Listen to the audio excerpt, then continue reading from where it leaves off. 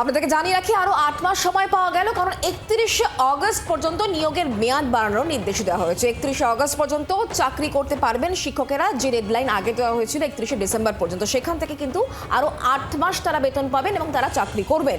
31 তারিখ পর্যন্ত কিন্তু 31শে অগস্ট পর্যন্ত এই নিয়োগ প্রক্রিয়াও শেষ করতে হবে। স্কুল সার্ভিস কমিশনকে এই নির্দেশ দেওয়া হয়েছে দেশের শীর্ষ আদালতের তরফ থেকে। কর্মরতদের চাকরির মেয়াদ বাড়ানোর জন্য সুপ্রিম কোর্টে মেয়াদ বাড়ানোর আর্জি জানানো হয় কমিশনের তরফ থেকে, এবং তারপরে কিন্তু সুপ্রিম কোর্ট সবকিছু দেখে শুনে জানানো হয়েছে আগামী 31শে অগস্ট পর্যন্ত যারা চাকরি করছেন এই মুহূর্তে তারা চাকরি করবেন, তারা বেতন পাবেন, এবং একই সঙ্গে এই যে নিয়োগ প্রক্রিয়া, নতুন নিয়োগ প্রক্রিয়া, সেই নিয়োগ প্রক্রিয়াকে কিন্তু আগামী 31শে অগস্ট পর্যন্ত সময় দেওয়া হলো। এই 31শে অগস্টের মধ্যে এই গোটা নিয়োগ প্রক্রিয়াকে সম্পন্ন করতে হবে, এমনটাই বলছে সুপ্রিম কোর্ট। আমরা কথা বলবো বিষয় নিয়ে, আরো জানবো। আমাদের সঙ্গে অনবংশ নিয়োগী আমাদের সঙ্গে রয়েছেন, আমাদের প্রতিনিধি সরাসরি অনবংশ। আজকে সুপ্রিম কোর্ট যে বড় নির্দেশ দিয়েছে, যেক্ষেত্রে কমিশনের খানিকটা হলো স্বস্তি, কারণ আরো বাড়তি 8 মাস সময় পাওয়া গেল।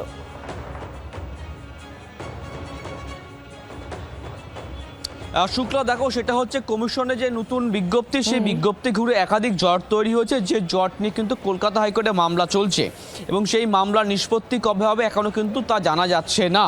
এমতো অবস্থায় পর্ষদ তারা এই অবস্থার কথা ভেবেই অলরেডি তারা আবেদন করেছিল সুপ্রিম কোর্টে যে যারা চাকরি করছেন তাদের চাকরির মেয়াদ বাড়ানো হোক 8 মাস। সেইটা কিন্তু আজকে সুপ্রিম কোর্ট সম্মতি দিয়েছে। অর্থাৎ যেমন পর্ষদেরও সুবিধা যে স্কুল খালি হচ্ছে না, সেখানে টিচার থাকবে, অন্যদিকে কিন্তু কমিশনারও সুবিধা হয়েছে যে তারা কিন্তু এই নিয়োগ প্রক্রিয়াটা আগামী 8 মাসের মধ্যে শেষ করতে পারবে। দ্বিতীয়ত হচ্ছে যে অবশ্যই বলবো কলকাতা হাইকোর্টের সিঙ্গেল বেঞ্চেও কিন্তু অনেকটা স্বস্তি হয়েছে। সিঙ্গেল বেঞ্চ অনেকটা সময় পেয়েছে, কিন্তু সব পক্ষের বক্তব্য শুনে তাদের বক্তব্য নির্ধারণ শোনার পরে কিন্তু সিদ্ধান্তে বা নির্দেশ দেওয়ার ক্ষেত্রে তড়িঘড়ি করতে হচ্ছে না সিঙ্গেল বেঞ্চকে, তো হাতে সেই সময়সীমা থাকছে। আদালত সেই বক্তব্যগুলো শুনবে, শোনার পর নির্দেশ দেবে, সেই নির্দেশ মধ্যে কিন্তু কমিশন পরবর্তী প্রক্রিয়ায় নিয়োগ প্রক্রিয়া সম্পন্ন করবে। তাই আগামী 31শে আগস্ট পর্যন্ত সবাই স্কুলে চাকরি করতে পারবেন এবং বেতন পাবেন, এমনটা সুপ্রিম কোর্ট নির্দেশ দিয়েছে। অনবংশ, ধন্যবাদ আমাদের সঙ্গে সরাসরি থাকার জন্য। আর এই জায়গা থেকে বিকাশ রঞ্জন ভট্টাচার্য, সিপিআইএম নেতা তথা আইনজীবী, তার বক্তব্য কি শোনাবো, এবং পাল্টা তৃণমূল কংগ্রেসের সাংসদ তথা আইনজীবী কল্যাণ বন্দ্যোপাধ্যায় তিনি বা কি বলছেন শোনাবো।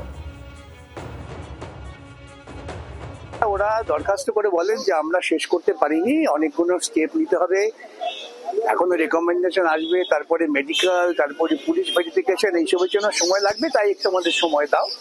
তা আদালত ওদের আগস্ট পর্যন্ত সময় দিয়েছে। আমরা আপত্তি জানাচ্ছিলাম যে এই বাহানা করে ওরা এই যাদের ইলিগাল অ্যাপয়েন্টমেন্ট হয়েছে তাদের অ্যাপয়েন্টমেন্ট কিছুদিন টানতে চাইছে। সামনে নির্বাচনে ওরা এটাকে একটা হাতিয়ার করার চেষ্টা করবে।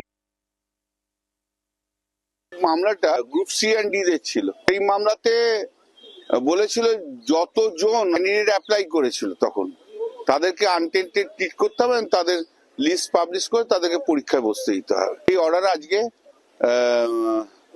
ক্যাপ্টেন অ্যাভেন্স করেছে।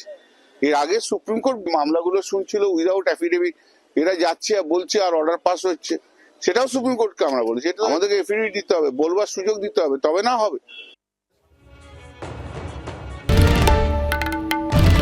বাংলার আওয়াজ, বাঙালির আবেগ, জি 24 ঘন্টা।